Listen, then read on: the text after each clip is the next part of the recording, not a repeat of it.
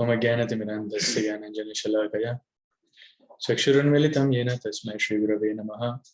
श्रीचैतन्यमनोभीष्टं स्थापितं येन भूतले स्वयं रूपकदा मह्यं ददाति स्वपदान्तिकं।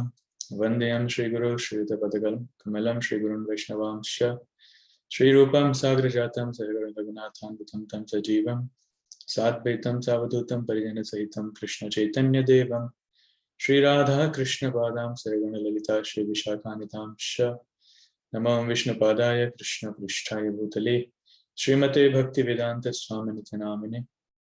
नमस्ते सरस्वती देवी गौरवाणी प्रचारिणे निर्विशेष शून्यवादी पाश्चात्य देशतारिणे। हे कृष्ण करुणा सिंधु दीनबंधु जगतपते गोपेश गोपिका कांत राधा कांत नमस्ते। तप्त कांचन गौरांगी राधे वृंदावनेश्वरी वृषभानुसुते देवी प्रणमामि हरिप्रिये। वाञ्छाकल्पतरुभ्यश्च कृपा सिन्धुभ्य एव च पतितानां पावनेभ्यो वैष्णवेभ्यो नमो नमः। जय श्री कृष्ण चैतन्य प्रभु नित्यानंद श्री अद्वैत गदाधर शिवासादि गौर भक्तवृंद। हरे कृष्णा कृष्ण कृष्ण हरे हरे, हरे राम राम राम हरे हरे। हरे कृष्ण। संत राष्ट्र कृष्ण भावना संघ इस्कॉन के द्वारा आयोजित इस बुधवारी सत्संगी कार्यक्रम में आप सबका स्वागत है। हम श्रीमद् भागवतम के ऊपर चर्चा कर रहे हैं। पिछली बार हमने देखा था अश्वत्थामा कैसे वो द्रौपदी के 5 पुत्रों की हत्या करता है, लेकिन उसके बावजूद भी द्रौपदी इतनी महान भक्त हैं, इतनी महान व्यक्ति हैं कि वो उन्हें माफ कर देती। ये बहुत आश्चर्यचकित करने वाली बात है। साधारणतया मनुष्य किसी को माफ नहीं कर पाता, और आजकल के जमाने में तो माफ करना बहुत मुश्किल है। अगर किसी ने कुछ उटपटांग कह दिया, गलत कह दिया, तो उसको याद रखता है, और बदला लेने की भावना व्यक्ति के अंदर इतनी तीव्र है कि ईंट का जवाब पत्थर से देना जानते हैं। सो माफ करना, जैसे इंग्लिश में कहते हैं, to forgive is human. I am sorry, I forgot the sentence. ऐसे करके कुछ था। It was a very beautiful sentence. To forgive is human and to forgive and forget is divine. ऐसा कुछ था। So anyway, point है कि ये माफ करने का गुण बहुत कठिन है, बहुत कठिन है। तो हम देखते हैं कि द्रौपदी अपने पुत्रों के हत्यारे को भी माफ कर देती। एक माँ होने के नाते अपने पुत्र के हत्यारे को माफ कर देती। तो इतनी शक्ति कहाँ से आती है? ये शक्ति आती है भगवान की भक्ति करने से। जो भक्ति नहीं करता उसके लिए ऐसे गुण संभव बहुत रेयर है, हार्डली वी सी। लेकिन जो भगवान के भक्त हैं उनमें स्वतः अपने आप ऐसे गुण आने लगते हैं। यस्यास्ति भक्तिर् भगवती अकिंचन सर्वैर्गुणैः सत्र समासते सुराः हराव भक्तस्य कुतो महद्गुणा मनोरथेन सति धावतो बहि। तो भागवतम में कह रहे हैं कि जो भगवान हरि का भक्त है उसमें देवताओं के सारे गुण अपने आप आने लगते हैं। सर्वैर्गुणैः तत्र समासते सुराः, सुराः मतलब देवता। लेकिन जो भगवान हरि का भक्त नहीं है उसके अंदर जो गुण हैं वो कुछ समय के लिए दिखते हैं, लेकिन धीरे धीरे करके वो गुण दिखना बंद हो जाते हैं। वो मनोरथेन सते धावतो बहि। उसको लगता है, मन ही मन में वो सोचता है दैट ही इज एडवांसिंग, उसके पास बहुत सारे गुण हैं, लेकिन ऐसा नहीं है। सो भगवान कृष्ण की भक्ति करने से ऑटोमेटिकली बहुत सारे गुण आ जाते हैं। सो द्रौपदी एक महान भक्त है, और उन्होंने वहां पर उस क्रूशियल मोमेंट पर ये क्वालिटी दिखाई। और कैसे अर्जुन उस इनडिसीजन की स्थिति में कि इसको मारना है कि छोड़ना है, मार दिया जाए कि छोड़ दिया जाए, तो अर्जुन बीच का रास्ता अपनाते हैं और उनके अश्वत्थामा के बाल काट देते हैं और सिर से मणि निकाल देते हैं। तो इसलिए अर्जुन बुद्धिमान भी माने जाते हैं। तो उसके बाद कहानी आगे बढ़ती है, और 8वें चैप्टर का नाम है prayers by queen Kunti and Parikshit saved. Kunti महारानी की प्रार्थना है और कैसे परीक्षित महाराज की रक्षा होती है। तो जितने लोग मरते हैं, या to err is human and to forgive is divine. Thank you. तो जितने लोग हैं, जितने पांडवों के रिलेटिव्स युद्ध क्षेत्र में मरते हैं, तो उन सब का श्राद्ध वगैरह करने के लिए सारे पांडव गंगा किनारे जाते हैं, गंगा को जाते हैं, और गंगा में जितने लोग जाते हैं उनके लिए श्राद्ध करते हैं। श्राद्ध करने के बाद सभी पांडव और द्रौपदी, कुंती, ये सब मिलकर के भगवान कृष्ण के बारे में चर्चा करते हैं। सो जब भी ये इकट्ठे होते हैं, इकट्ठे होने के बाद ये किसकी चर्चा करते हैं? कृष्ण की।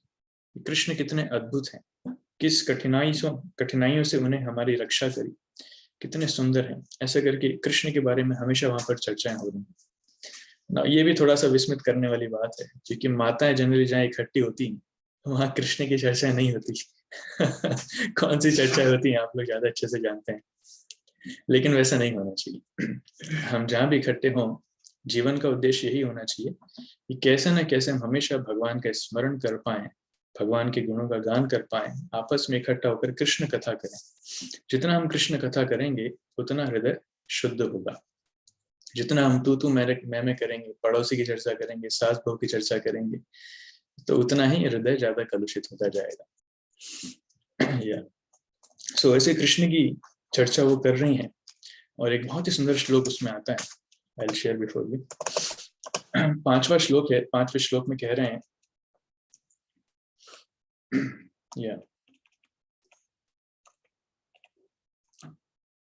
साधवी त्याजता शत्रु स्वं राज्यं कितवैर्हृतम् घातयित यावसतो रज्ञः कचस्पर्श क्षतायुषः। मतलब वो याद कर रहे हैं कि कैसे दुर्योधन और उसके लोगों ने युधिष्ठिर महाराज का राज्य छीन लिया था। सारे पांडव याद कर रहे, और राज्य छीन लिया, और उनके पास कुछ पैसा, एक्चुअली वो युधिष्ठिर महाराज जो अजात शत्रु हैं, जिनका कोई शत्रु नहीं है, लेकिन फिर भी दुर्योधन ने ऐसा किया। लेकिन भगवान की कृपा से उन्हें वो राज्य वापस मिल गया।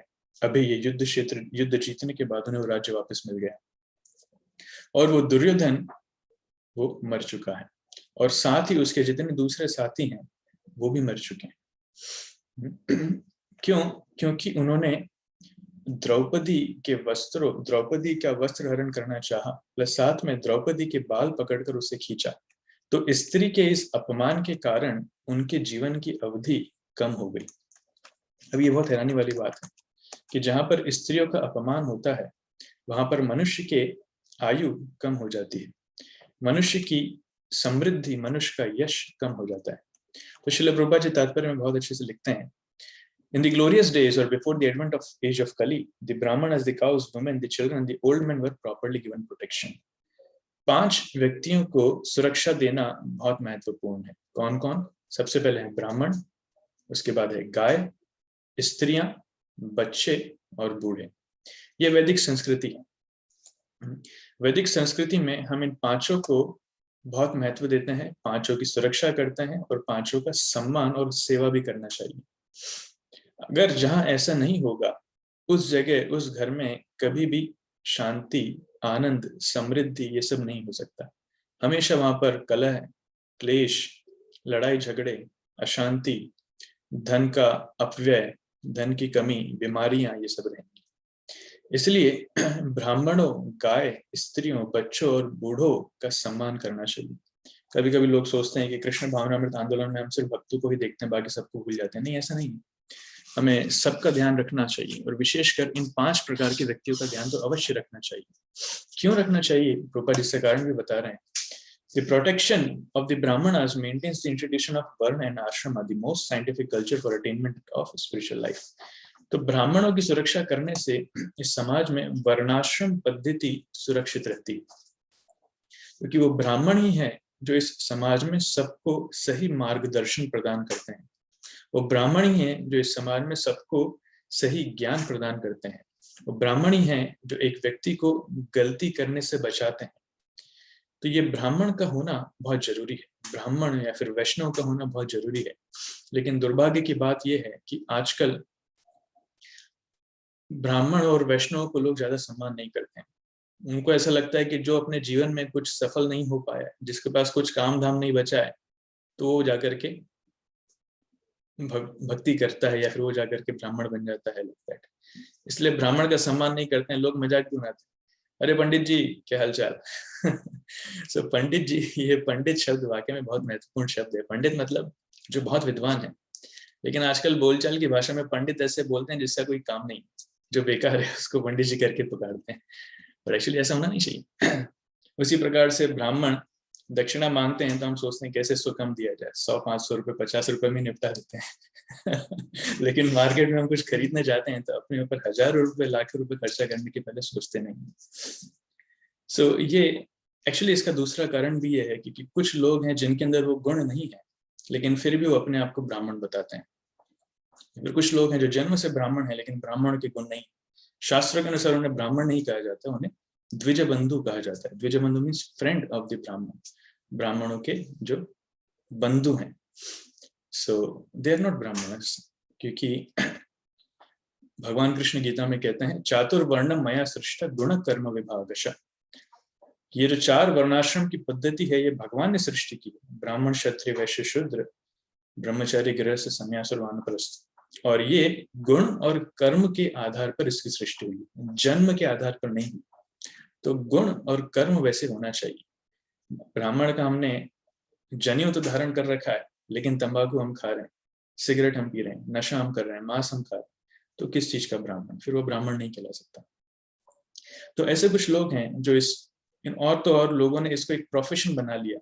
ठीक है, मैं ब्राह्मण बनूंगा जिससे मैं अपना परिवार मेंटेन कर पाऊंगा, मुझे बहुत सारे डोनेशंस मिलेगा, भगवान के नाम पर मैं धन कमा पाऊंगा। एक्चुअली अपराध भी है। तो दोनों तरफ से पॉइंट है कि कुछ लोगों की गलती है जिसके कारण सामान्य जनता का विश्वास ब्राह्मण पद्धति से या फिर ब्राह्मणों से वैष्णव से थोड़ा सा कम हो चुका है। लेकिन साथ ही साथ कुछ ऐसे वैष्णव भी हैं जो वाकई में क्वालिफाइड, जो गुणवान है। तो ये पहचानना हमें आना चाहिए। आचार्य उदाहरण देते हैं कि इस समाज में डॉक्टर्स तो बहुत हैं जो पेशेंट का इलाज करने के नाम पर कभी किडनी निकाल लिया, कभी क्या निकाल लिया, कुछ चोरी कर लिया या फिर पैसा ऐंठते हैं। लेकिन इसका मतलब ये नहीं कि सारे डॉक्टर वैसे हैं। कुछ अच्छे डॉक्टर भी हैं, कुछ ईमानदार भी हैं जो पेशेंट की वाकई में सेवा करते हैं। उसी प्रकार से कुछ धोखा देने वाले लोग हैं आध्यात्मिक जीवन में, लेकिन इसका मतलब ये नहीं कि सभी लोग धोखा देते हैं। कुछ अच्छे भक्त भी हैं, कुछ जेन्युइन लोग भी हैं जो भगवान की भक्ति कर रहे हैं। उनको ढूंढना आना चाहिए। भगवान ने हमें बुद्धि दी है तो उस बुद्धि का उपयोग करके उन्हें ढूंढना आना चाहिए। इसलिए ब्राह्मणों की सुरक्षा करना एक मनुष्य का कर्तव्य है। दूसरा, द प्रोटेक्शन ऑफ काउस, गाय की सुरक्षा करना। गाय की सुरक्षा करना हिंदू धर्म में वैसे बताने की जरूरत नहीं है कि गाय कितनी महत्वपूर्ण है, क्योंकि गाय को माता का दर्जा दिया गया है। इससे ज्यादा और क्या कहा जाए। भगवान को सबसे ज्यादा प्रिय है गाय। लेकिन दुर्भाग्य की बात यह है, देखिए सभ्यता इतनी विपरीत हो गई है कि जिस जानवर की सुरक्षा करना चाहिए वही जानवर सबसे ज्यादा मात्रा में उसे उसकी हत्या की जा रही है। तो कोई बोल सकता है कि प्रभु जी हम तो हत्या नहीं करते, हम हत्या नहीं करते हैं, लेकिन उस हत्या से किया गया मांस, वो मांस मार्केट में बहुत जगह उपलब्ध है, किसी न किसी फॉर्म में उपलब्ध है, लेकिन हम ध्यान भी नहीं देते हैं। मार्केट से बहुत सारी चीजें खरीद खरीद करके खा लेते हैं जिसमें गौ मांस मिला है, जिसमें पशुओं का मांस मिला है। So indirectly we are promoting it, हम उसका प्रोत्साहन कर रहे हैं। हम बोल सकते हैं हम डायरेक्टली नहीं मार रहे, ठीक है डायरेक्टली नहीं मार रहे, लेकिन हम क्या खा रहे हैं, किसके पास जा रहे हैं, उस बारे में अगर हम सोच विचार नहीं करेंगे तो इनडायरेक्टली हम उसका प्रोत्साहन कर रहे हैं। तो डिमांड लोग क्रिएट करते हैं, इसलिए तो सप्लाई है। अगर डिमांड नहीं होगी तो सप्लाई कैसे होगी? So protection of cows is very important. लोगों ने दूध पीना छोड़ दिया है। कोई टी शर्ट में लिख देता है सेव वाटर ड्रिंक बियर। पानी बचाओ बियर पियो। तो दूध पीना तो ऐसा लगता है कोई बच्चों का काम है। तो बच्चे जैसे बड़े हो जाते हैं, कॉलेज में आते हैं, they know more drink the milk. But ऐसा होना नहीं चाहिए। ये दूध एक व्यक्ति के लिए बहुत ज्यादा लाभदायक है। प्रभुपाद जी यहाँ पर लिखते हैं that milk for maintaining the फाइनर tissues of the brain, मस्तिष्क में कुछ फाइनर टिश्यूज हैं, उसको मेंटेन करने के लिए दूध बहुत ज्यादा आवश्यक है। द प्रोटेक्शन ऑफ विमेन, स्त्री की सुरक्षा, ये सबसे ज्यादा महत्वपूर्ण है। देखिए आप ये सारे सिम्टम देख लीजिए, ब्राह्मण है, गाय है, स्त्री है, बच्चे हैं, बूढ़े हैं। इस कलयुग में पांचों के पांचों को लोगों ने छोड़ दिया है, किसी की सुरक्षा नहीं हुई। इसलिए समाज में इतना उपद्रव है, कोई खुश नहीं है, कोई शांति नहीं है, हर जगह इतनी अशांति है, लड़ाई झगड़ा है। जहां तक स्त्री की बात करें, भागवतम के 12वें स्कंद में आता है दाम्पत्य रति में वही, कि आजकल जो शादी है पहले शादी होती थी, अब 7 जन्मों की कसमें खाएंगे, लेकिन आजकल 7 दिन भी शादी टिकेगी कि नहीं पता नहीं चलता। अभी रिसेंटली कुछ समय पहले किसी ने बताया, एक दिन शादी हुई, अगले दिन डाइवोर्स हो गया, विद इन 1 डे। सो 7 दिन में शादी टिकती है कि नहीं पता नहीं। And women's are seen as an object of sense gratification. इंद्रिय तृप्ति का विषय वस्तु देखा जाता है स्त्री को, जो वास्तव में स्त्रियों को शास्त्र कहते हैं मातृवत परदारिषु, उन्हें भी माता की तरह सम्मान देना चाहिए, सभी स्त्रियों को। यह चीज अर्जुन भगवत गीता में बहुत डिटेल में बताते हैं कि कैसे स्त्री को सुरक्षा नहीं मिलेगी तो वर्ण संकर हो जाएगा। हमने इसको डिस्कस भी किया है, वर्ण संकर जायते। तो स्त्रियों की सुरक्षा बहुत ज्यादा आवश्यक है। लेकिन दुर्भाग्य की बात यह है कि आजकल की जो स्त्रियां हैं उन्हें भी खुद को फील नहीं होता कि हमें अपनी सुरक्षा करना चाहिए, या फिर हमें इस तरीके से व्यवहार करना चाहिए कि अपनी सुरक्षा हम कर सकें, समाज कुछ गलत नजर से ना देखे। तो दोनों तरफ से समस्या है, बिकॉज उस ज्ञान की कमी है, उस प्रकार से भक्तों की कमी है जो इसको प्रचार करना चाहिए जिन्हें। Then it comes protection of children, बच्चों की सुरक्षा करना चाहिए।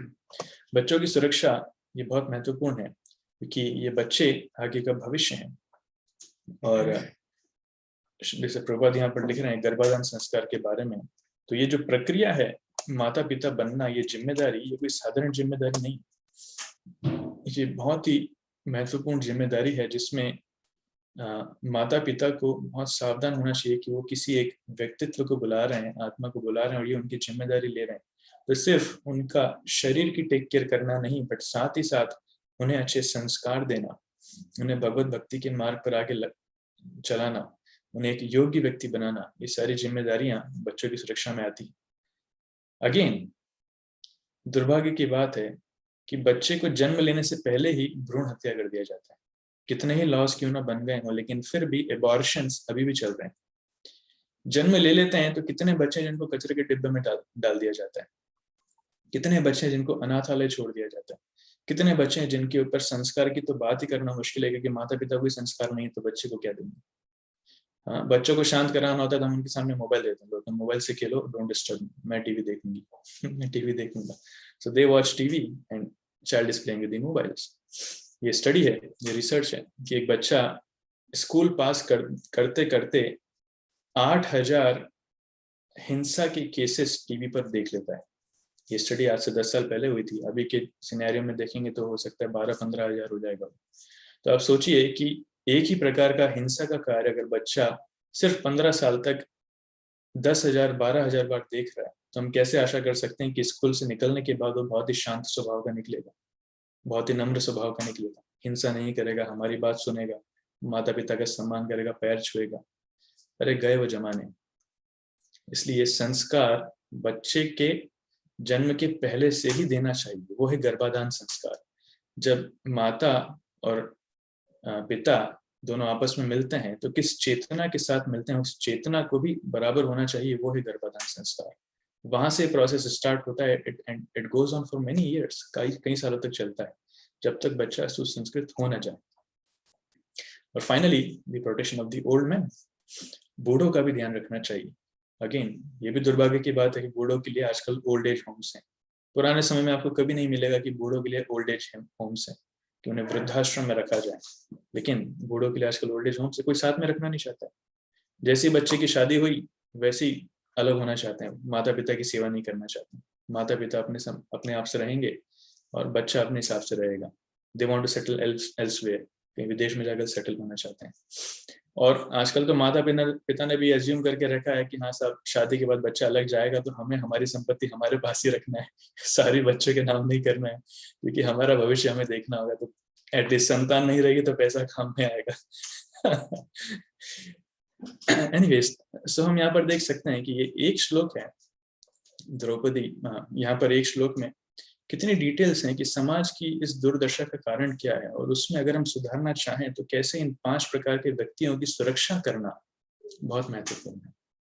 इसलिए जितने भक्त लोग यहाँ पर हैं, we have 30 connections here, make sure आपके घर में बच्चे हैं उन्हें अच्छे से ट्रेन कीजिए, गाइड कीजिए। आपके घर में बूढ़े हैं, वो आपके लिए संपत्ति है, आपके लिए खजाना है जिससे आप बहुत कुछ सीख सकते हैं। सो प्रोटेक्ट देम, उनकी सेवा कीजिए अच्छे से। उन्होंने जीवन भर आप सबकी सेवा कीजिए, अभी उन्हें सेवा के लिए अभी उनको सेवा लेने की आवश्यकता है। Don't throw them away. I hope nobody of you is doing that. उसी प्रकार से स्त्रियां हैं तो उन्हें प्रॉपर्ली ट्रेन कीजिए, एजुकेशन दीजिए, उनकी सुरक्षा कीजिए। Just don't ignore them. ठीक है, मैं अपने आप जो करना चाहता हूँ वो करूंगा, डोंट डिस्टर्ब मी। आपको जो करना है वो कीजिए। नहीं, ऐसा नहीं होना चाहिए। गाय की सुरक्षा कीजिए। हम गाय की सुरक्षा, ठीक है, गाय की सुरक्षा मतलब ये नहीं बोल रहे हैं कि घर में गाय पाली, बट एटलीस्ट जो लोग गौ पालन कर रहे हैं उन्हें हम हेल्प कर सकते हैं, उनकी मदद कर सकते हैं। हम अपने आप में इतने सतर्क हो सकते हैं कि गलती से भी हम ऐसे कुछ उत्पाद का उपयोग न करें जिसमें गौ हत्या शामिल हो। अगर आप देखते हैं तो मार्केट में जाइए, just see that green tag, वो ग्रीन मार्क जो है उसमें देखिए क्या वेजिटेरियन है कि इसमें नॉनवेज भी कुछ मिला है। अदरवाइज हम लोग कभी देखते नहीं है, ध्यान नहीं देते। और ब्राह्मणों की, वैष्णवों की सुरक्षा कीजिए, उनकी सेवा कीजिए, बहुत महत्वपूर्ण है। जब हम ये करेंगे तो व्यक्तिगत हमारे जीवन में हम देखेंगे कैसे हमारा जीवन सुधर रहा है और कैसे हमारे घर का वातावरण भी सुधर रहा है और साथ साथ समाज भी धीरे धीरे सुधर रहा है। सो इन 5 व्यक्तियों की सुरक्षा करना बहुत ज्यादा आवश्यक है, मोस्ट इंपॉर्टेंट है। सो ये वहां पर श्लोक में वर्णन आता है। और उसके बाद कृष्ण जो है वो द्वारका वापस जाने के लिए तैयार है। तो जैसे ही कृष्ण द्वारका के लिए जाने के लिए अपने रथ पर बैठते हैं, उसी समय वो देखते हैं कि उत्तरा वहां पर आ रही है। और उत्तरा भगवान कृष्ण से प्रार्थना कर रही है। और उत्तरा क्या प्रार्थना कर रही है वो आपके सामने है। पाहि पाहि महायोगिन देव देव जगतपते नान्यम त्वद अभयम पश्ये यत्र मृत्यु परस्परम। तो उत्तरा भगवान से कह रही है, अभी उत्तरा कौन है? उत्तरा है अभिमन्यु की पत्नी, अर्जुन के जो बेटे हैं अभिमन्यु, उनकी पत्नी। अभिमन्यु की तो मृत्यु युद्ध में हो चुकी है। 16 साल के थे वो जब उनको 6 अतिरथियों ने, महारथियों ने उनको घेर करके उनकी हत्या कर दी। लेकिन उनकी वाइफ उत्तरा, उसके गर्भ में परीक्षित महाराज थे। तो उस समय ये उत्तरा भगवान के सामने आई और दौड़ते दौड़ते, हांफते हांफते, और उत्तरा आती हैं और क्या कह रही हैं कि पाही पाही महायोगिन, कृष्ण को पाही पाही मतलब प्लीज प्रोटेक्ट मी, रक्षा कीजिए। महायोगिन, आप तो योगियों के भी ईश्वर हैं, योगेश्वर हैं। योगियों के अंदर बहुत सारी शक्तियां होती हैं, उनके पास बहुत सारी सिद्धियां हैं। अपने आप को छोटे से छोटा कर सकते हैं, बड़े से बड़ा कर सकते हैं, भारी से भारी बना सकते हैं, जो चाहे वो प्राप्त कर सकते हैं, ग्रह निर्माण कर सकते हैं। इस प्रकार की योग शक्तियां हैं। तो इन योग शक्तियों के बल पर कभी कभी कुछ योगी अपने आप को भगवान के रूप में बताने लगते हैं। अगर किसी ने थोड़ा सा सोना अपने मुंह से निकाल लिया है, फिर थोड़ा सा राख निकाल लिया, बना दिया, तो वो दूसरों के सामने बताते हैं, देखिए मैं भगवान बन गया। लोग उनकी भगवान के रूप में पूजा भी करते हैं। अरे सोना या राख तो ठीक ही है, भगवान ने इस पूरी सृष्टि का निर्माण किया है, पृथ्वी का निर्माण किया है, जिसमें इतनी जमीन है, इतनी मिट्टी है कि हम उसकी कल्पना भी नहीं कर सकते। इतना सोना है जिसकी हम कल्पना भी नहीं कर सकते, तो थोड़ा सा सोना बना कर कोई कैसे भगवान बन सकता है? तो उत्तरा कह रही है कि पाही पाही महायोगिन, हे कृष्ण आप महायोगी, योगेश्वर हैं, देव देव जगतपते, आप देवताओं के द्वारा आराध्य हैं, देवताओं के भी देव हैं। You are the god of the gods, और जगतपते, इस पूरे जगत के पालन करता है। नान्यम त्वद अभयम पश्ये, मैं आपको छोड़कर और कोई दूसरा रास्ता नहीं देख पा रही हूँ। यत्र मृत्यु परस्परम, क्योंकि मृत्यु मेरे पीछे है, इसलिए मेरी रक्षा कीजिए। कैसे मृत्यु पीछे है? तो भगवान कृष्ण बोल सकते हैं कि आप अपने जीवन की रक्षा कर, अपने आप की रक्षा करने के लिए प्रार्थना कर रही हैं। तो फिर अगले श्लोक में बताते हैं, नहीं, प्लीज प्रोटेक्ट माय सन, मामे गर्भो निपातताम, मेरे गर्भ की रक्षा कीजिए। क्यों? क्योंकि अश्वत्थामा ने ब्रह्मास्त्र छोड़ा है। तो उत्तरा भगवान को कह रही है कि बहुत दूर से एक तीर आ रहा है, ज्वलंत तीर जिसमें बहुत प्रकाश है, अग्नि है, वो मेरी तरफ आ रहा है और मैंने सुना कि वो मेरे गर्भ को मारने के लिए आ रहा है। सो उत्तरा समझ जाती है और कृष्ण को बताती है कि अश्वत्थामा ने ब्रह्मास्त्र छोड़ा है। देखिए, ये अश्वत्थामा है भले ब्राह्मण परिवार में जन्म लिया है, उसने 5 पांडवों के बेटों की हत्या करी, फिर भी अर्जुन ने छोड़ दिया।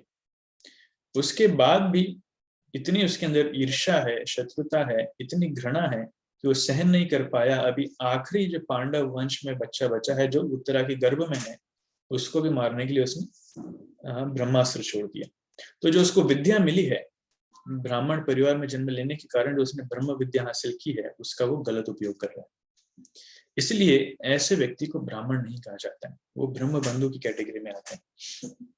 तो अश्वत्थामा ने ब्रह्मास्त्र छोड़ा। जैसे ये न्यूज मिलती है, वो दूर से तीर देखते हैं तो बाकी सारे पांडव, अर्जुन भीम वगैरह भी, वो भी अपने अस्त्रों के साथ एकदम तैयार हो जाते हैं कि ठीक है, बट अस्त्रों के साथ ब्रह्मास्त्र से नहीं लड़ा जाता। ब्रह्मास्त्र बहुत it's more powerful than nuclear weapons, nuclear weapon से भी ज्यादा शक्तिशाली। भगवान उनकी प्रार्थना सुनते हैं, भगवान समझ जाते हैं क्या चल रहा है। और क्योंकि उत्तरा अपने गर्भ में पल रहे एक वैष्णव की रक्षा करना चाहती थी, अपने पुत्र की रक्षा करना चाहती थी, इसलिए भगवान कृष्ण निसंकोच होकर उनकी रक्षा करते हैं। तो इस अध्याय में एक ही श्लोक में बताया गया है कि 2 श्लोक में बताया गया कैसे भगवान कृष्ण उसकी रक्षा करते हैं, लेकिन इसका डिटेल डिस्क्रिप्शन आता है 12वें अध्याय में, इसी फर्स्ट कैंटो के 12वें अध्याय में, जिसमें बताया कि कैसे भगवान कृष्ण स्वयं 4 भुज रूप धारण करके जाते हैं और उत्तरा के गर्भ में प्रवेश कर जाते हैं। और गर्भ में परीक्षित जो छोटा सा शिशु है वो भगवान कृष्ण के दर्शन करता है, और वहां पर भगवान कृष्ण अपनी शक्ति से उत्तरा के गर्भ को सुरक्षित कर लेते हैं। तो अश्वत्थामा का जो ब्रह्मास्त्र वो आता भी है तो वो कुछ हानि नहीं पहुंचा पाता, और बाद में कृष्ण उसको काउंटर करके शिथिल कर देते हैं। तो दैट्स हाउ ये 12वें चैप्टर में इसका बहुत सुंदर वर्णन आता है। सो भगवान कृष्ण उत्तरा को वहां पर, परीक्षित महाराज को वहां पर प्रोटेक्शन देते हैं, और प्रोटेक्शन देने के बाद बहुत सुंदर श्लोक आता है, यद्यपि अस्त्रम ब्रह्मशिरस्त्व अमोघम च प्रतिक्रियम वैष्णवम तेज आसाद्य समसाम्य भृगुद्वः, कि वो अमोघम, इररेजिस्टेबल, असहनीय, अनकाउंटरेबल, अप्रतिक्रियम ब्रह्मास्त्र का वर्णन आ रहा है कि ऐसा अस्त्र जिसको दुनिया में कोई शक्ति नहीं है जो इसको रोक सके, लेकिन भगवान कृष्ण ने बड़ी आसानी से उसको रोक दिया, बड़ी आसानी से। सो ये सारा कार्य करने के बाद कृष्ण जो है वापस अपने रथ पर बैठ जाते हैं और जाने के लिए तैयार, कृष्ण वांट्स टू गो। और जैसे ही कृष्ण जाना चाहते हैं तो वहां पर दौड़ते हुए कौन आती है? कुंती। कुंती वहां पर आती है, और कुंती महारानी की जो प्रार्थनाएं हैं, श्लोक संख्या 18 से लेकर श्लोक संख्या ये चलती हैं 29 तक, 28 तक, बहुत सुंदर प्रार्थना है। इतने आचार्यों ने इन प्रार्थनाओं के ऊपर टीका करी है कि हम चाहें तो एक एक श्लोक को एक एक सेक्शन में डिस्कस कर सकते हैं, एक एक सेशन में डिस्कस कर सकते हैं। इसलिए मुझे लगता नहीं कि हम सारी प्रार्थना आज चर्चा कर पाएंगे, मैं कुछ ही श्लोक लूंगा। ये बहुत सुंदर प्रार्थना है, हम एक एक करके चलेंगे। तो कुंती महारानी वहां पर आ रही है, तो भगवान सोच रहे हैं कि क्योंकि कुंती उनकी बुआ है और भगवान कृष्ण उनके नेफ्यू हैं, तो किस संबंध में आ रही है? क्या इस संबंध में आ रही है? नहीं, इस संबंध में नहीं आ रही। कुंती महारानी कृष्ण को अपने छोटे से बालक के रूप में नहीं देख रही हैं, वो कृष्ण को परम पुरुष के रूप में देख रही हैं। इसलिए पहले ही श्लोक में कुंती महारानी कहती हैं, कुंती उवाच नमस्ते पुरुषं त्वाद्यम ईश्वरं प्रकृते परम अलक्ष्यम सर्वभूतानां अंतर्बहिरवस्थितम। सो कुंती महारानी भगवान कृष्ण को प्रणाम कर रही है। अभी कृष्ण बहुत छोटे हैं, जैसे मेरी बुआ भी यहाँ पर, तो मेरा प्रणाम है। जैसे कृष्ण बहुत छोटे हैं, तो कुंती महारानी कृष्ण को प्रणाम कर रही हैं और कह रही है, नमस्ते पुरुषम त्वाद्यम, कि नमस्ते मीन्स नमस्कार है, पुरुषम आप पुरुष हैं, त्वा अद्यम, आद्यम means original, you are the original और द सोर्स ऑफ ऑल, आप सबके सभी के आदि हैं, आद्यम। तो कभी कभी ये प्रश्न आता है, कभी कभी लोग बोलते हैं कि क्या भगवान निराकार हैं? नहीं, भगवान निराकार नहीं, भगवान एक व्यक्ति हैं, भगवान एक पुरुष हैं, परम पुरुष हैं। भगवान निराकार नहीं है, भगवान कोई ज्योति नहीं है, भगवान कोई शक्ति नहीं है, भगवान शून्य नहीं है। भगवान एक व्यक्ति है, जैसे हम एक व्यक्ति हैं, हमारे अंदर फीलिंग्स हैं, इन्हीं फीलिंग्स को हजारों गुना, लाखों गुना मल्टीप्लाई कर दिया जाए, अनगिनत गुना मल्टीप्लाई कर दिया जाए, तो वो कृष्ण के अंदर फीलिंग्स है। भगवान एक व्यक्ति है जो हमारी फीलिंग समझते हैं, इसलिए हम जो हृदय में सोचते हैं, प्रार्थनाएं करते हैं, भगवान सुनते हैं। जैसे हम सुन पाते हैं, भगवान भी सुनते हैं। जैसे हम देखते हैं, भगवान भी देखते हैं। जैसे हम खाते हैं, भगवान भी खाते हैं। तो दैट इज द मीनिंग, नमस्ते पुरुषम त्वाद्यम। लेकिन साधारण पुरुषम नहीं, ईश्वरम, आप स्वयं ईश्वर है, प्रकृति है परम, परम ईश्वर। सिमिलर प्रार्थना ब्रह्मा जी भी बोलते हैं जब भगवान से मिलते हैं, तो पहले श्लोक में कहते हैं ईश्वर परम कृष्ण सच्चिदानंद विग्रह अनादिरादिर गोविंद सर्व कारण कारणम। तो ब्रह्मा जी कह रहे हैं ईश्वर परम कृष्ण। ईश्वर शब्द का अर्थ है कंट्रोलर, जो नियंत्रण कर सकता है।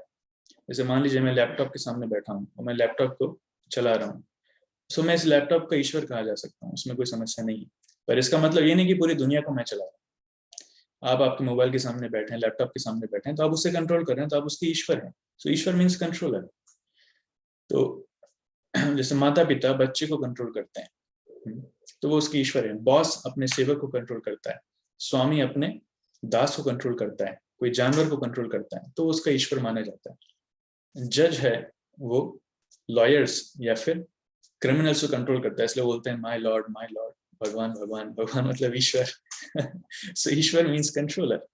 लेकिन कृष्ण को साधारण ईश्वर नहीं कहा जाता, परम ईश्वर कहा जाता है। ईश्वर परम कृष्ण, ये चीज यहाँ पर लिखी है, ईश्वरम प्रकृति परम। So Krishna is the controller of the controllers. ईश्वरों के भी ईश्वर है। सो कुंती महारानी जानती थी। लेकिन फिर भी अलक्ष्यम सर्वभूतानाम, आप सभी जीवों के सामने अदृश्य हैं। अलक्ष्यम, आप दिखते नहीं हैं। लोग देखते हुए भी नहीं पहचान सकते हैं कि आप भगवान। कभी कभी लोग प्रश्न पूछते हैं, रोजी मैं तो भगवान पर तभी विश्वास करूंगा जब मैं उन्हें अपनी आंखों से देखूंगा।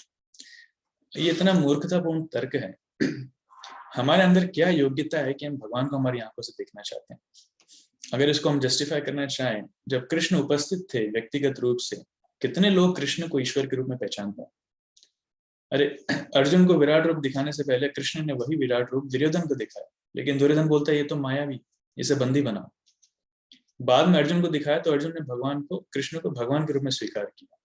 इसलिए भगवान कहते हैं आंखों से नहीं, भक्तिया माम अभिजानाति यावन यश शाश्वत तत्वता। अगर भगवान को समझना है तो आंखों से नहीं, भक्ति से जाना जा सकता है। It's only with the devotion. अगर भक्ति नहीं है तो हम भगवान को देखते हुए भी नहीं देख सकते। लोग मंदिर में जाते हैं, बोलते हैं कितनी सुंदर मूर्ति है।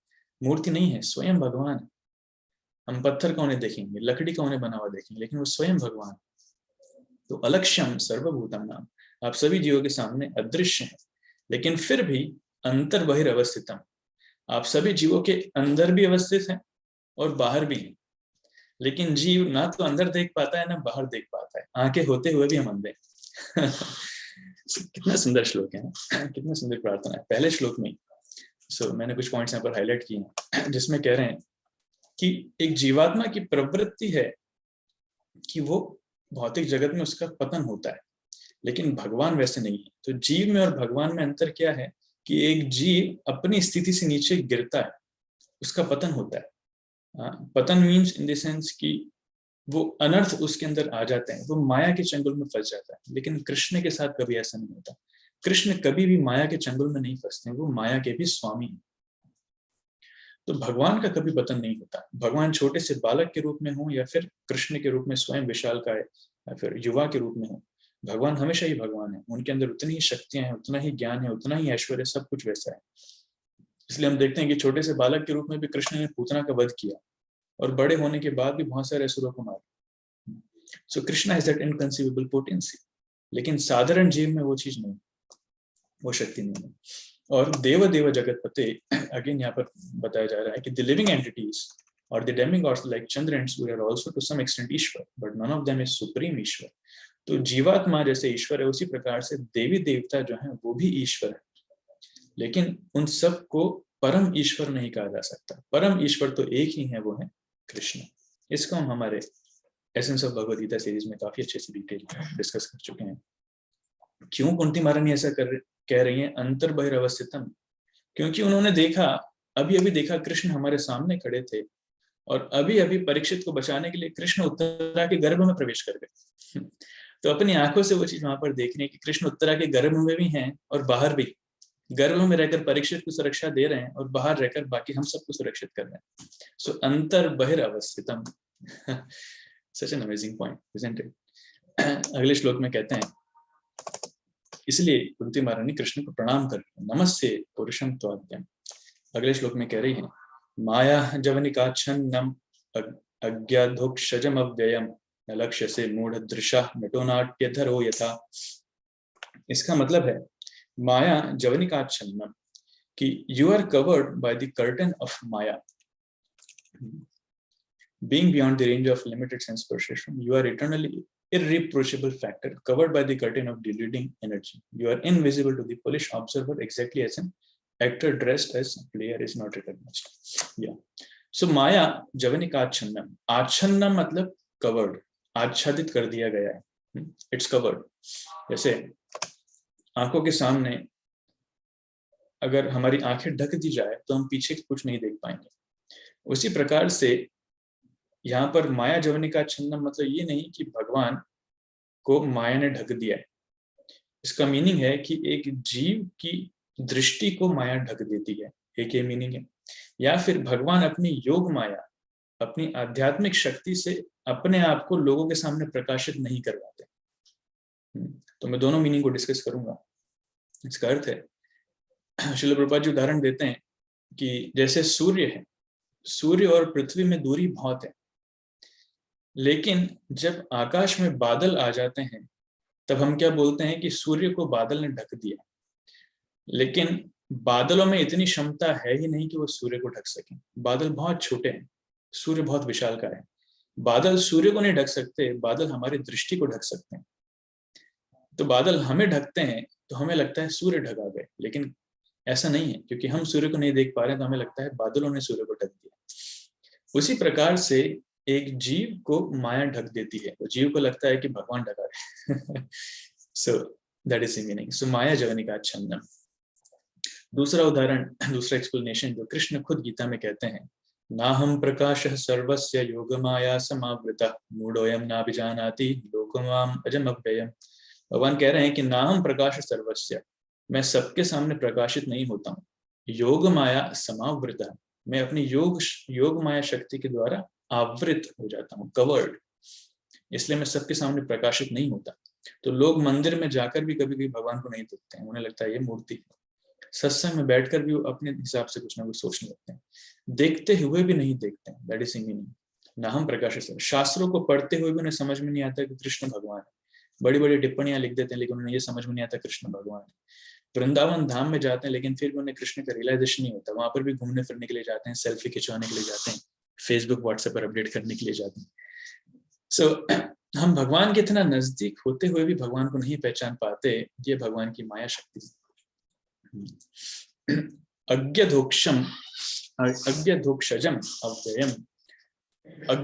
अज्ञ मीन्स जो अज्ञानी है, इग्नोरेंट. अधोक्षजम means beyond the range of material conception, जो हमारे भौतिक इंद्रियों के परे हैं. हम हमारी बुद्धि से, हमारी इंद्रियों से जिनको नहीं समझ सकते. अव्ययम मीन्स इररिप्रोचेबल, जिन तक पहुंचना असंभव है ऐसा कहते. सो beyond sense perception and unaffected. न लक्ष्य से मूढ़ दृशा. और इसीलिए भगवान क्या है, वो मूर्ख व्यक्तियों के सामने उनको दिखते नहीं है. ही इज इनविजिबल, अदृश्य है. न लक्ष्य से मीन्स अदृश्य है, दिखते नहीं है. तो कैसे दिखते हैं? कृष्ण तो दिख रहे हैं. कोई बोल सकता है अरे मैं तो अंदर भी हूँ बाहर भी हूँ, लोग तो मुझे देख रहे हैं, कृष्ण के रूप में देख रहे हैं, आप भी तो देख रहे हैं. पर वो कैसे दिखते हैं? नटो नाट्य धरो यथा. जैसे एक एक्टर है, एक कलाकार है, और वो अपने आप को एक नाटक में प्रस्तुति देने के लिए अलग अलग वेश धारण करके आता है और एक्टिंग करता है. तो उसी प्रकार से लोग भगवान को अलग अलग रूपों में देखते हैं, लेकिन वो समझ नहीं पाते हैं कि वाकई में भगवान कृष्ण है. वो उनको उस कैरेक्टर के रूप में आइडेंटिफाई कर लेते हैं, but they do not recognize that Krishna is the supreme personality of God. So ये बहुत सुंदर श्लोक है. Let us see what Prabhupada says. Prabhupada कहते हैं कि the less intelligent persons are those who rebel against the authority of the Lord. Such persons are known as asuras. तो कौन है जो यहाँ पर वर्णन आता है कि मूढ़ दृशा, मूर्ख व्यक्ति कौन है? वो ऐसे लोग हैं जो भगवान को नहीं पहचानते हैं, लेकिन साथ ही साथ भगवान की अथॉरिटी को चैलेंज करते हैं, उनके विरुद्ध जाकर काम करते हैं. उन्हें असुर कहा जाता है. ऐसे बहुत सारे लोग हैं. अरे कौन भगवान? हम नहीं मानते कोई भगवान. अगर कोई भगवान है तो हमारे सामने आके दिखाए. तो ऐसा लगता है भगवान मतलब कोई अमेजोन का सेल्समैन है, जब ऑर्डर करेंगे 50 रुपए की चीज तो डिलीवर करने आ जाएंगे, ऐसा नहीं है। So Krishna is not bound to follow our instructions. भगवान हमारे आदेश पालन करने के लिए बाध्य नहीं है। हम जब आदेश करेंगे तब भगवान आ जाएंगे। भगवान हमारे नौकर नहीं, हम भगवान के नौकर, हमें सेवा करना होगा उनकी। सो ऐसे लोग असुर कहलाते हैं। यहाँ पर उदाहरण भी आता है, जैसे रावण, हिरण्यकशिपु, ये ऐसे लोग हैं जो असुर हैं, जो भगवान की अथॉरिटी पर विश्वास नहीं करते हैं और अगेंस्ट में जाकर काम करते हैं, सारे बुरे कार्य पाप कर्म करते हैं। इसलिए भगवान उनके सामने कैसे आते हैं? मृत्यु के रूप में आते हैं। राम के रूप में उनको मार दिया, नरसिम्हा के रूप में उनको मार दिया, वराह के रूप में हिरण्याक्ष को मार दिया, लाइक दैट। सो भगवान ऐसी ऐसी लीलाएं करते हैं। और नटो नाट्य धरो यथा, उसके लिए अगेन सेम पॉइंट कि भगवान ने पूतना को मारा, भगवान ने छोटे से बालक के रूप में गोवर्धन पर्वत को उठाया, ऐसे उठाया जैसे एक बच्चा फ्रॉग्स अम्ब्रेला। फ्रॉग्स अम्ब्रेला क्या होता है? फ्रॉग्स अम्ब्रेला मतलब मशरूम, जिसे मशरूम कहा जाता है। तो जैसे एक छोटा सा बच्चा मशरूम का छोटा सा पौधा उठा लेता है, जैसे भगवान ने गोवर्धन पर्वत को उठा रखा था 7 दिन 7 रातें अपनी छोटी उंगली पर, लेफ्ट हैंड में। तो भगवान के लिए कोई कठिन कार्य नहीं। तो भगवान ऐसी अनेक अनेक लीलाएं करते हैं जिससे अपने भक्तों के मन को मोहित कर लेते हैं, जिससे अपने भक्तों को बहुत आनंद प्रदान करते हैं। इति दृक् स्वलीलाभिरानंद कुंडे स्वघोषं निमज्जन्तम आख्यापयन्तम। सो भगवान ऐसी लीलाएं करते हैं जिससे अपने भक्तों को आनंद देते हैं। सो नटो नाट्य धरो यतः, ऐसा करके कुंती महारानी वहां पर प्रार्थना कर रही है। अगले श्लोक में कुंती महारानी कह रही हैं कि आप इतने महान हैं, लेकिन फिर भी ये कैसे संभव है मेरे लिए जो मैं स्त्री हूँ आपको समझ पाऊं। तथा परमहंसानां मुनीनां अमलात्मनां भक्ति योग विधानार्थम कथम पश्येम हि स्त्रियः। तथा परमहंसानां, कि आप तो परमहंस, बहुत ही विशेष शुद्ध भक्तों के द्वारा जानने योग्य हैं। मुनीनाम अमल आत्मनाम, ऐसे महान मुनि ऋषि मुनि जो अमल आत्मनाम है, जिनके मन में कोई मल नहीं है, जिनके हृदय में अंतःकरण में कोई गंदगी नहीं हो, पूरी तरीके से शुद्ध हो चुके हैं, ऐसे परमहंसों के लिए भक्ति योग विधानार्थम, भक्ति योग के माध्यम से आप जाने जाते हैं। लेकिन कथम पश्यम ही स्त्रिय, मैं तो एक स्त्री हूँ, मैं आपको कैसे देख सकती हूँ? तो भगवान कह सकते हैं, अरे आप तो मुझे देख रही हैं ऑलरेडी, फिर आप अपने आप को ऐसा क्यों कह रही हैं? तो ये कुंती महारानी की विनम्रता है कि वो अपने आप को इस तरीके से इंडिकेट कर रही है। तो एक भक्त को हमेशा विनम्र होना चाहिए, उन्हें अहंकार नहीं होना चाहिए कि तुमसे बढ़कर कौन और तुम्हारे भक्तजनों में हमसे बढ़कर कौन। तो हम कोई बड़े भक्त नहीं है जिससे हमें ऐसा लगे कि तुम्हारे भक्तजनों में हमसे बढ़कर कौन। नहीं, एक भक्त को विनम्र होना चाहिए। हो सकता है उसका भगवान से सीधा सीधा संपर्क है, लेकिन उसे कभी ये फील नहीं होना चाहिए कि मैं इतना योग्य हूँ कि देखिए भगवान से मेरा संपर्क है। भगवान तो छोड़िए, कभी कभी हमारे किसी पड़ोस के सांसद से या फिर एमएलए से संपर्क हो जाता है तो हमको लगता है हम बहुत बड़े सुरम कहाँ हो गए। कोई समस्या है कि एक फोन लगाएंगे। तो ये स्वाभाविक है, एक जीवात्मा में अहंकार आना स्वाभाविक है। लेकिन भक्ति में प्रगति का लक्षण क्या है कि एक जीव अहंकार के वशीभूत नहीं होता, वो विनम्र होता जाता है। तो जो जितना ज्यादा विनम्र होता जा रहा है, समझना चाहिए वही भक्ति में प्रगति कर रहा है। और जिसका अहंकार बढ़ रहा है, समझना चाहिए वो भक्ति में प्रगति नहीं कर पा रहा है, उल्टा कुछ हो रहा है। वो भक्ति की जगह हो सकता है भक्ति के नाम पर कुछ और कर रहा है, इसलिए अहंकार नहीं होना चाहिए। तो कुंती महारानी यहाँ पर इतनी महान भक्त हैं कि भगवान सामने उनके साथ में, द्वारका वासियों से ज्यादा भगवान पांडवों के लिए सोच रहे हैं, कुंती के लिए सोच रहे हैं। अपनी माँ से ज्यादा, देवकी से ज्यादा भगवान कुंती के पुत्रों की रक्षा की। भगवान के स्वयं के 6 बड़े भाई, उनकी कंस ने हत्या कर दी, मामा ने, लेकिन पांडवों को बचाने के लिए भगवान स्वयं साथ में, एक को भी मरने नहीं दिया। तो भगवान देवकी से ज्यादा कुंती से प्रेम कर रहे हैं, ऐसा लग रहा है एक प्रकार से। सो वो कुंती जो भगवान की कृपा कितनी प्राप्त है, वो कह रही है कि मैं तो एक स्त्री हूँ, मैं कैसे आपको समझ सकती हूँ? आप तो बड़े बड़े परम हंसा नाम, मुनि नाम, अमल आत्मा, इन लोगों के द्वारा समझे जा सकते हैं, भक्ति योग विधानार्थम, भक्ति योग के द्वारा, लेकिन मैं तो एक स्त्री हूँ। That is the humility. तो यहाँ पर तात्पर्य प्रभुपाद जी कह रहे हैं, The Lord is so kind that he does not show special favor only to one who is a great philosopher.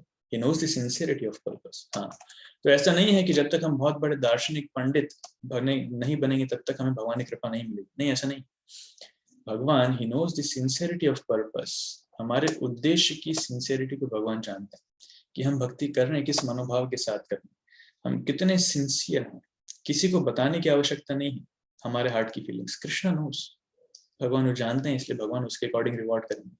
कभी कभी किसी को डाउट हो जाता है प्रभु जी आपके मंदिर में तो वीआईपी को ज्यादा अच्छा ट्रीटमेंट मिलता है, बाकी सबको तो लाइन में लगना पड़ता है, वीआईपी आते हैं बीच में से निकल कर एकदम सीधा भगवान के सामने, या फिर कोई अगर डोनेशन देगा तो उसको एकदम सीधा भगवान की कृपा मिलती है, आप उन्हें माला भी पहनाएंगे, आप उन्हें प्रसाद भी देंगे। इसी वो थोड़ा करना पड़ता है क्योंकि हम भौतिक जगत में हैं, इसलिए इट इज इम्पोर्टेंट कि हम सभी को साथ में लेकर के चलें, क्योंकि भगवान की सेवा के लिए सबकी आवश्यकता है। लेकिन असली व्यक्ति कौन है जो भगवान की कृपा प्राप्त करते हैं? वो हैं जो लाइन में सबसे पीछे खड़े होते हैं, जो लाइन को शॉर्टकट करके बीच में घुसना चाहते हैं, आगे आना चाहते हैं। भगवान उन्हें देखते भी नहीं, तिरछी नजर से भी नहीं देखेंगे लेकिन जो लाइन में सबसे पीछे खड़े हैं, जो कष्ट करके भगवान के दर्शन प्राप्त करके आना चाहते हैं, जो सिंसियर है, भगवान उन पर ज्यादा कृपा करते हैं। इसलिए कभी ये गर्व नहीं होना चाहिए कि ब्रो जी ठीक है मैंने मंदिर में 1 लाख रुपए डोनेशन किया है तो मुझे वीआईपी ट्रीटमेंट मिलना चाहिए। नहीं, अरे 1 लाख से क्या हम भगवान को खरीदना चाहते हैं? भगवान तो अनंत कोटि लाखों लाखों लक्ष्मियां भगवान की सेवा कर रही है, हमारा 1 लाख रुपए भगवान के लिए कुछ नहीं। लेकिन इस 1 लाख रुपए से हम अपने आप को शुद्ध करना चाहते हैं। अब कोई समझ सकता है प्रोजेक्ट डोनेशन मांग रहे हैं, मैं डोनेशन मांग नहीं रहा हूँ, मैं बता रहा हूँ मेंटेलिटी क्या होना चाहिए, सही मनोभाव अगर हम जानना चाहें तो भगवान को हम दान दे ही नहीं सकते हैं। ये तो भगवान के लिए हम एक छोटी सी भेंट अर्पण कर रहे हैं जिससे हमारा शुद्धिकरण हो सके। ये भगवान की सेवा में हम धन को नियोजित कर रहे हैं जिससे हमारा शुद्धिकरण हो सके। और इतना देने के बावजूद भी ये आशा नहीं होना चाहिए कि मंदिर में हमें वीआईपी ट्रीटमेंट मिले, या कभी हम फेस्टिवल के दिन जा रहे हैं तो हमारे लिए स्पेशल प्रसादम मिले, या फिर कभी प्रसादम खत्म हो गया तो नाराज नहीं होना चाहिए। समझना चाहिए भगवान की विशेष कृपा है कि हमें प्रसाद नहीं मिल पाया। Krishna wants me to fast, Krishna wants me to become even more humble, भगवान मुझे ज्यादा विनम्र बनाना चाहते हैं। That is meaning. सो असली भक्त वही है जो भगवान की सेवा में न सिर्फ अपना धन, अपना तन मन धन जन सब कुछ दे देता है, लेकिन उसके बाद भी सोचता है कि मैं कुछ नहीं कर पा रहा हूँ, मैं तो बहुत बड़ा पापी, और विनम्र मानते हुए बहुत पीछे रहना चाहता है। ये भक्ति में प्रगति का लक्षण है। जो आगे कूदना चाहता है वो प्रगति का लक्षण नहीं, वो नौसिखिया भक्त है, नया नया भक्त है। लेकिन जो उन्नत भक्त है वो पीछे रहता है, दूसरों को आगे करता है। आप आगे जाइए, आप ज्यादा अच्छे भक्त हैं, मैं अच्छा भक्त नहीं, मैं पीछे हूँ। पर इसका मतलब ये कि नहीं हम सेवा नहीं करना चाहिए, सेवा करने में आगे रहना चाहिए, लेकिन क्रेडिट लेने में पीछे रहना चाहिए, फैसिलिटीज लेने में पीछे रहना चाहिए। Anyways, so Krishna knows the sincerity of purpose. So for this reason, women generally assemble in great number in any sort of religious function. इसलिए हम देखते हैं कि स्त्रियां जनरली बहुत सरल स्वभाव की होती हैं और किसी भी धार्मिक आयोजन में वो सबसे ज्यादा मात्रा में भाग लेती हैं। आप देख लीजिए आपके सामने जितने पार्टिसिपेंट्स, 36 पार्टिसिपेंट्स, मैक्सिमम आपको स्त्रियां मिलेंगी। और सिर्फ मेरी क्लास की बात नहीं है, जितने भी क्लासेस हैं हर जगह मैक्सिमम माताएं मिलेंगी क्योंकि उनका हृदय इतना सरल होता है कि बड़ी आसानी से स्वीकार कर लेते हैं। ये बहुत बड़ा आशीर्वाद है एक्चुअली भगवान का। इसलिए प्रभुपाद लिखते भी हैं, in every country and in every sect of religion it appears that women are more interested than the men. तो हर देश में, हर धर्म में ऐसा लगता है कि स्त्रियां पुरुषों से ज्यादा उत्सुक हैं, ज्यादा इंटरेस्टेड है।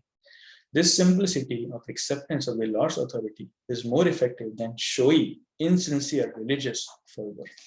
तो ये अपनी इस सरलता से भगवान की कृपा को स्वीकार करना ये ज्यादा प्रभावी उसकी अपेक्षा कि हम अपने आप को बहुत ज्यादा धार्मिक दिखा रहे हैं दूसरों के सामने, लेकिन अंदर से हम इनसिंसियर हैं। ऐसा नहीं होना चाहिए। ऐसे कुंती महारानी बहुत सुंदर प्रार्थना अर्पित करती हैं। अभी तो हमने आई थिंक 3 श्लोक की चर्चा की है, ऐसे बहुत सारी प्रार्थनाएं हैं। इसमें हमें कम से कम 1 या 2 सेशंस और लगेंगे। I will stop here. बहुत बहुत धन्यवाद। आज थोड़ा जल्दी छोड़ रहा हूँ। एनी क्वेश्चंस और comments, you can raise your hands.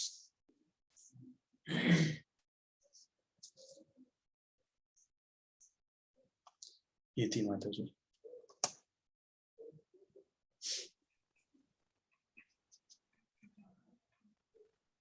हरे कृष्ण प्रभु जी, धन्यवाद प्रणाम।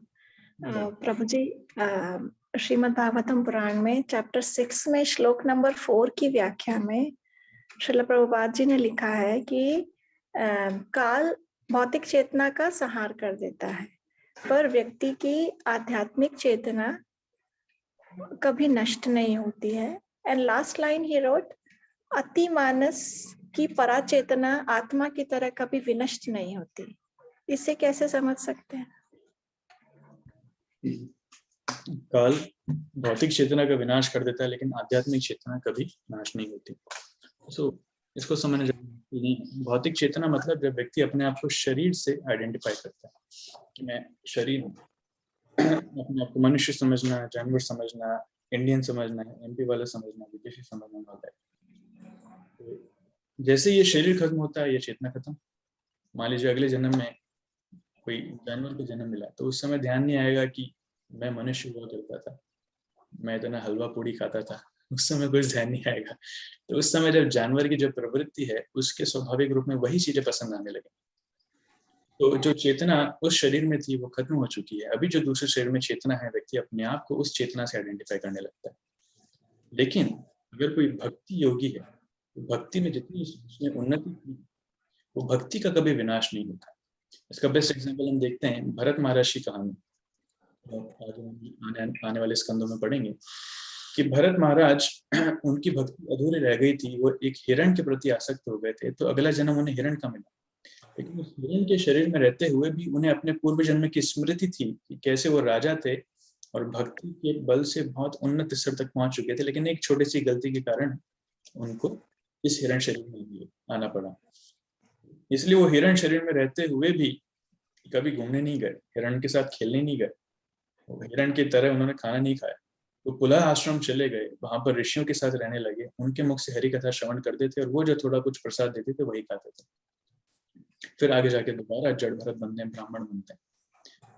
तो मीनिंग इस भगवान कहते हैं कि अगर किसी की भक्ति अधूरी है तो शुचिनाम श्रीमताम यह योगो भ्रष्ट विजायते, उसे या तो भक्तों के परिवार में जन्म मिलता है या फिर बहुत अमीर परिवार में जन्म मिलता है, जिससे वो अपनी भक्ति को आगे अच्छे से कंटिन्यू कर पाए और उसे अपने शरीर और अपने परिवार को मेंटेन करने के लिए ज्यादा सोच विचार न करना पड़े, ज्यादा परेशान ना होना पड़े। So Krishna gives that remembrance, that protection of his consciousness, and the facility to advance further. That is protection of his spiritual consciousness. Now the second question, but super consciousness of the supra mind is the spiritual plane is as good as the spirit soul and is never annihilated. तो उसको हिंदी में दोबारा पढ़े माता जी।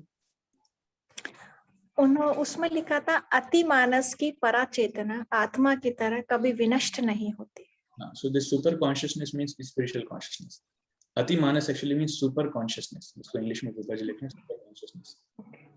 तो ये super consciousness means आध्यात्मिक चेतना, ये भौतिक स्तर की चेतना नहीं है। तो क्योंकि आध्यात्मिक चेतना है इसलिए वो आध्यात्मिक स्तर पर है और आत्मा भी आध्यात्मिक स्तर पर है, तो दोनों का कभी नाश नहीं होता। इसकी पुष्टि गीता में करते हैं, यह विक्रम नाशोस्ति प्रत्यवायो न विद्यते स्वल्पम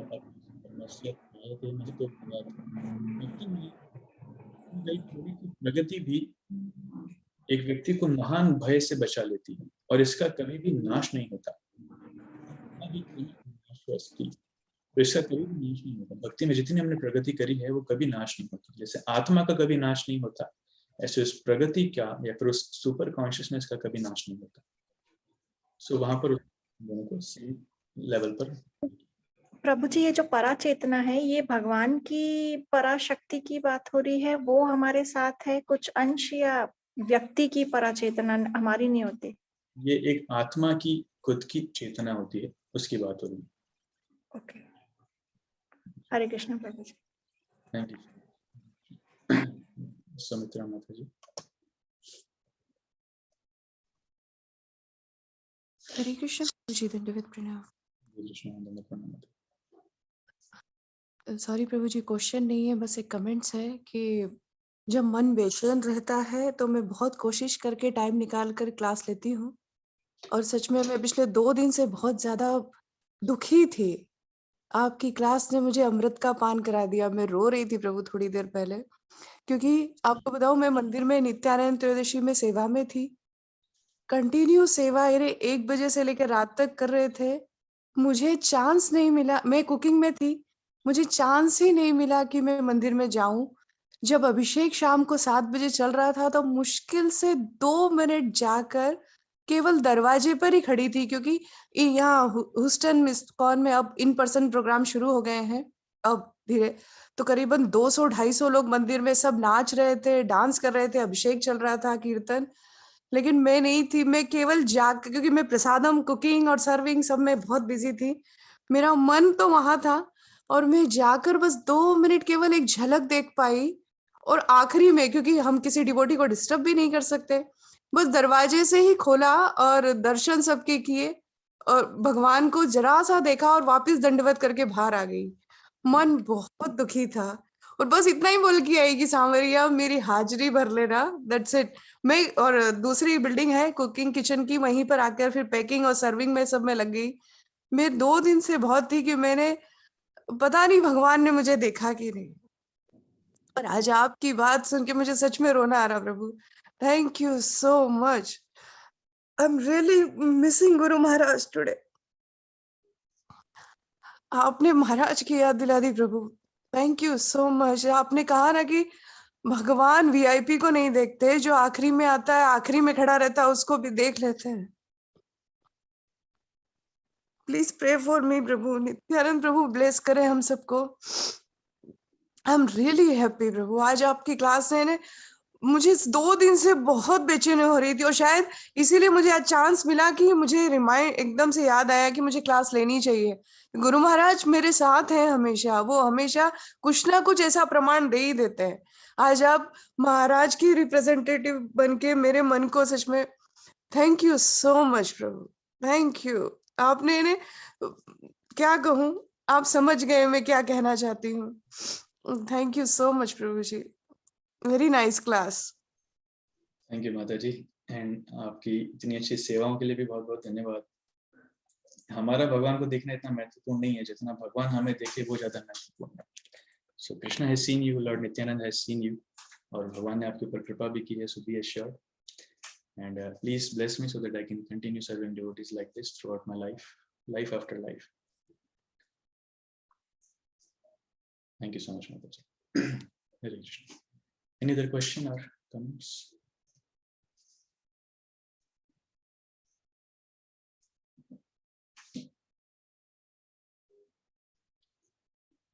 Okay, बहुत बहुत धन्यवाद। तो 9:30 हो चुके हैं। Early to bed, early to rise. Make some men healthy, wealthy and wise. Women also. So जल्दी जल्दी सोइए, फिर हम कल दोबारा मिलेंगे दोबारा मंत्र मेडिटेशन सेंटर में सेशन। बहुत बहुत धन्यवाद। श्रील प्रभुपाद की जय। संवेद गौर भक्तवृंद की जय। गौर